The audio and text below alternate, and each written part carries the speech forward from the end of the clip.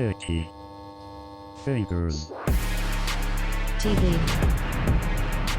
Sturdy Fingers.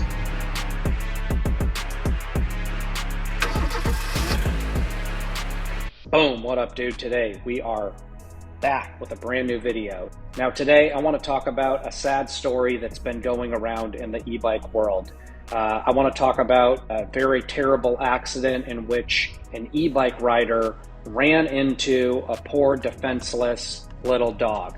Now if you're new to my channel, I regularly post on e-bike laws and news surrounding e-bikes every Tuesday and Thursday on my channel. So please subscribe to my channel to keep up to date.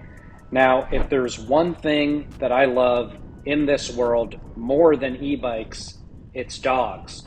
Now, I recently lost my beloved dog Bingies, so the idea of a defenseless little dog getting hit by a speeding e-bike really tugs at my heartstrings. So here's what happened. A tiny dog was on a nice walk with her dog walker in Manhattan over Memorial Day weekend when the dog was tragically struck by a reckless e-bike rider in a senseless hit and run. And the dog's grieving owner says that she can't get justice for her dog due to a loophole in the state law. And the dog's name was Fennel, and she was just 18 months old, and she was a Shih Tzu poodle mix. And the dog walker was walking with the small dog on the sidewalk when the dog was hit by the speeding e-bike in this tragic hit and run. And the dog's owner, Sarah Grant, says that her dog Fennel sustained a traumatic brain injury and severe skull fracture and was then euthanized just hours later. And Grant said that when she attempted to report the incident as a crime with the NYPD, she was told that she couldn't, as the incident wasn't a criminal matter, because dogs are only considered property under the law. Grant says that she then pushed back on that idea, stating that if dogs really are property, then this matter would be a property crime. But the NYPD still said that she cannot submit a report. Grant was apparently told that only her dog walker, who was also injured in the incident, could file a report. Now later there was reports that the NYPD said that Grant could still file a police accident report and a complaint report for the e-bike driver fleeing the scene of the accident. So anyways, the dog owner was obviously extremely upset by this, as I definitely would be too. And this legal loophole is already the subject of a state bill, which was introduced in January by Assemblywoman Linda Rosenthal. And the bill aims to swap the term property to quote unquote sentient beings. And I'm sure I'm pronouncing that wrong. But anyways, they want to swap out property with the term sentient beings and establish that they actually can be a victim of a crime. And the bill has remained in the committee since its introduction. And State Assemblywoman Linda Rosenthal is pushing to reclassify animals under the law and establish that they can, in fact, be a victim of a crime. And when looking at the definition of a sentient being, again, I'm sure I'm saying that wrong. When looking at the definition, it is one who perceives or responds to sensations of whatever kind, including sight, hearing, touch, taste, or smell. And that's according to Webster's dictionary. Shout out to Webster, coming through with the exact definition of terms that you've never heard of before. Now back to Grant. She says that she just wants justice for her dog, and I have to say I'm 100% on her side. I would want justice for my dog as well. At the very least. I mean, what you really want is you want your dog to be alive again and to be safe and sound. But at the very least, you want to get justice for your dog. And I fight really hard for e-bike riders on my channel.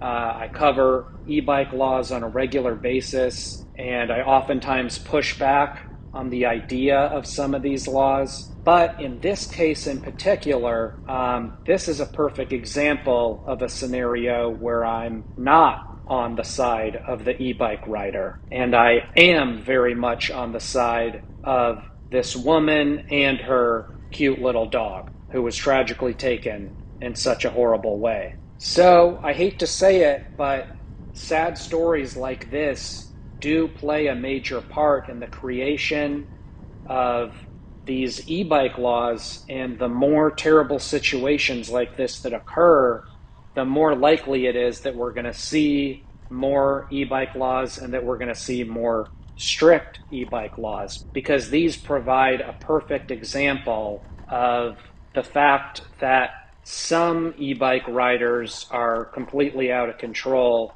and they need someone to tell them how to ride appropriately, because otherwise they're not going to do it.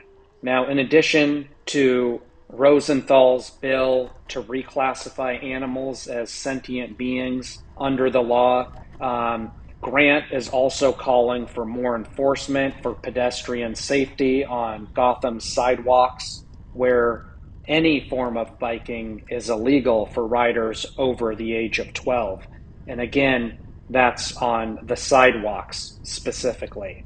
Now, Grant believes that going forward, people should need to have a license and prove that they have an understanding of traffic laws in order to ride an e-bike. Now, I would personally hate to see e-bike riders have to have a license to ride an e-bike. However, you can see why laws like these are in consideration when you have horrible accidents like this. Stories like this would be exactly why Police Commissioner Tisch issued new enforcement and guidance on 14 high traffic, high volume e-bike corridors throughout the New York City in order to protect all New Yorkers from reckless e-bikes.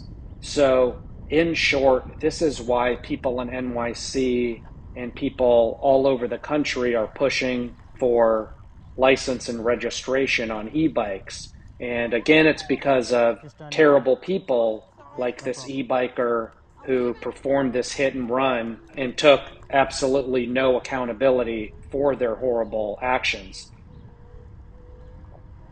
And in a situation like this, if this e-bike happened to have a license plate on it, it's possible that the dog walker or someone else on the street may see and remember that license plate number and then be able to use that to track this e-bike rider down. Another scenario would be if there were cameras in the area, it may be possible on the cameras to catch the license plate number and then track down the e-bike rider. However, my personal opinion is I still would hate to see license and registration become required on e-bikes. Now, I know this is a really long shot, but if you happen to be watching this video and you or anyone you know happens to have any information on who this e-biker may be that performed this hit and run, it would be incredibly cool to find this guy. Imagine a group of good and decent e-bike riders catching a really bad e-bike rider just like this and bringing them to justice. That would be pretty sweet, and it would let the world know that not all e-bike riders are bad e-bike riders. So, what do you think? Do tragic cases like this awful hit and run warrant new e-bike laws in addition to new laws in general?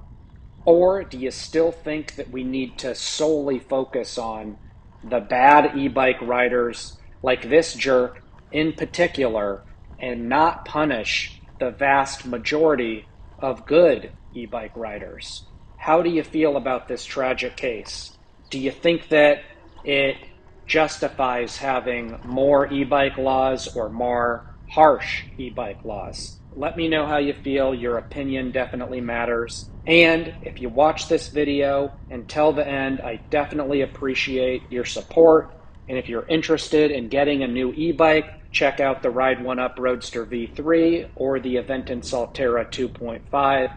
I've got links in the description below for both of those bikes, in addition to links for my personal reviews of both of those bikes. So check them out if you're interested. If not, that's totally cool. Thanks for watching. Please like, please subscribe.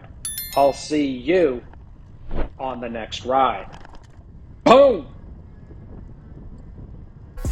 If you want a new electric bike, use my links and discount codes in the description below. Also, please like, subscribe, and say what's up in the comment section below. Check out another video right here, and check out another video right here. You decide, you're the boss. Boom. Perfect.